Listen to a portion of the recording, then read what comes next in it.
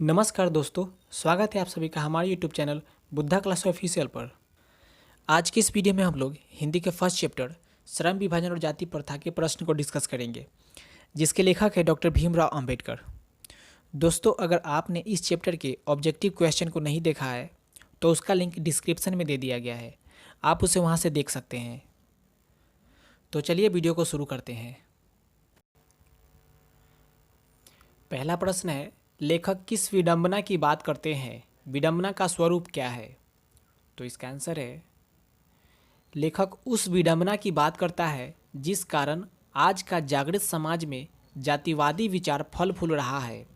लेखक का कहना है कि इस युग में भी कुछ लोग जातिवाद के समर्थक और पोषक बने हुए हैं, जबकि विश्व के किसी समाज में जातिवाद आधारित श्रम विभाजन नहीं है, लेकिन जातिवाद के पोषक लोग कार्य कुशलता के लिए इसे आवश्यक मानते हैं।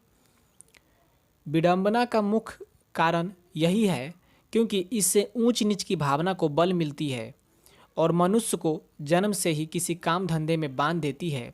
फलस्वरूप उसकी रुचि एवं क्षमता का हनन होता है। तो लेखक इसी विडंबना की बात करते हैं। चलिए दूसरा प्रश्न देखते हैं। दूसरा प्रश्न है, जाति प्रथा भारत में बेरोजगारी का एक प्रमुख और प्रत्यक्ष कारण कैसे बनी हुई है?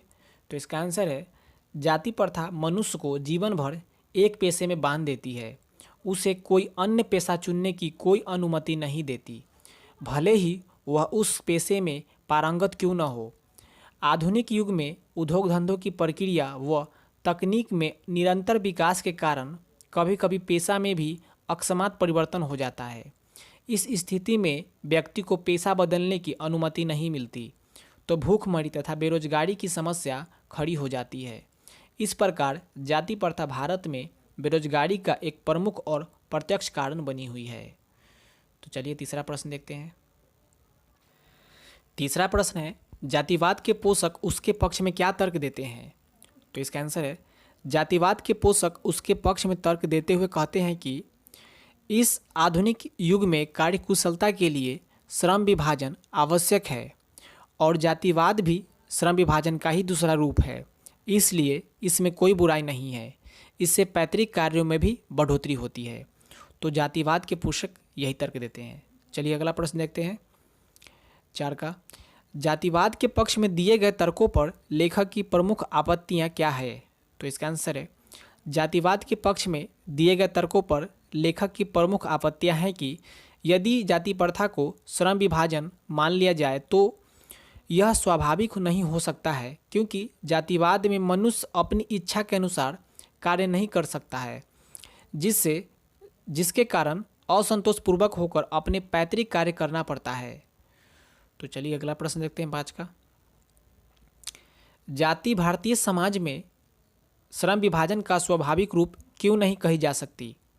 तो इसका आंसर है, जाति भारतीय समाज में श्रम विभाजन का स्वाभाविक रूप इसलिए नहीं कही जा सकती क्योंकि इसमें मनुष्य की रुचि आधारित नहीं होती। कार्य कुशलता में वृद्धि के लिए मनुष्य के इच्छाओं का भी ध्यान रखा जाता है, लेकिन जाति प्रथा में ऐसा नहीं देखा जाता है। मजबूरनवश व्यक्ति को वही कार्य करना पड़ता है जो उसके पैतृक पेशा होती है। तो चलिए अगला प्रश्न देखते हैं 6 का। तो अगला प्रश्न है, लेखक आज के उद्योगों में गरीबी और उत्पीड़न से भी बड़ी समस्या किसे मानते हैं और क्यों? तो इसका आंसर है, लेखक आज के उद्योगों में गरीबी और उत्पीड़न से भी बड़ी समस्या उस निर्धारित कार्य को मानते हैं जिसे लोग बिना रुचि के करते हैं। ऐसी स्थिति में मनुष्य दुर्भावनाग्रस्त होकर टालू काम करने और कम काम करने को प्रेरित होते हैं। तो चलिए अगला प्रश्न देखते हैं 7 का। अगला प्रश्न है, लेखक ने पाठ में किन प्रमुख पहलुओं से जाति प्रथा को एक हानिकारक प्रथा के रूप में दिखाया है? तो इसका आंसर है, लेखक ने पाठ में जाति प्रथा को श्रम विभाजन के पहलुओं से, सामाजिक पहलुओं से, तकनीकी पहलुओं से तथा लोकतंत्र के पहलुओं से भी एक हानिकारक प्रथा के रूप में दिखाया है।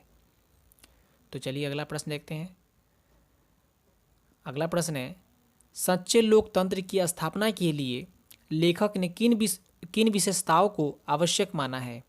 तो इसका आंसर है, सच्चे लोकतंत्र की स्थापना के लिए लेखक ने यह आवश्यक माना है कि समाज में वह गतिशील होनी चाहिए जिससे कोई वांछित परिवर्तन समाज के एक छोर से दूसरे छोर तक पहुंच सके।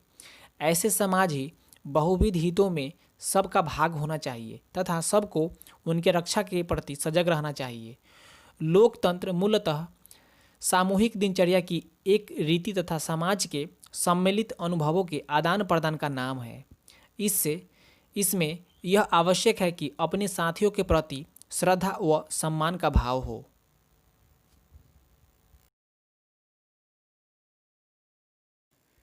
तो फ्रेंड्स, ये था हिंदी के फर्स्ट चैप्टर के प्रश्न।